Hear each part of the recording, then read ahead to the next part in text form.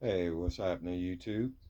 So, continuing on with this series on custom enclosures using epoxy, or at least the methods in which I use to make epoxy boxes.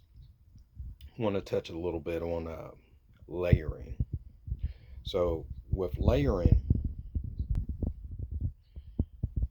you can pop out certain portions of your box, and really like bring out something. Like I typically use layering around the sides as well as towards like the center, but really layering can be done anywhere. So in essence, what you're gonna want to do, is, oh, sorry, 40 and up put up bad knees. So the first thing you're gonna want to do is after your base layer, your first coat, and then your second layer, which should be a fill coat, give that 24 hours, depending on the epoxy that you use. Give it 24 to 72 hours to set up. Come back, test it, make sure it's all good. No spots where it didn't cure or become contaminated.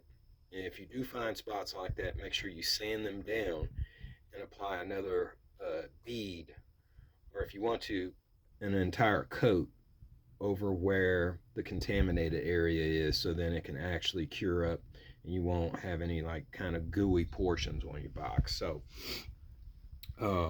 after you put that secondary coat, you come back and then you put whatever layer you want over top of that. Now with me, I think it's a good practice to go with the same color as your secondary fill, and or a little bit off base from that. That way you still have the general scheme almost the same, you know what I mean, but a little bit to where like it does bring out the area in which you want to include.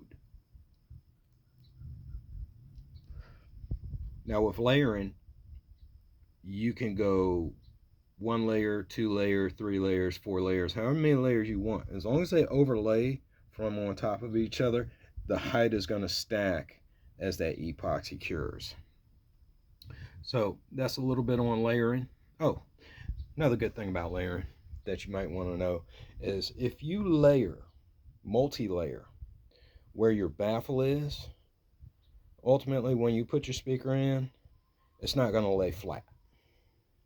So if you do multi-layering, what you're going to want to do is do the third or fourth or fifth layer. You want to keep layering around the radius of your cutouts. That way when you put your subs down after everything is cured, it does lay flat.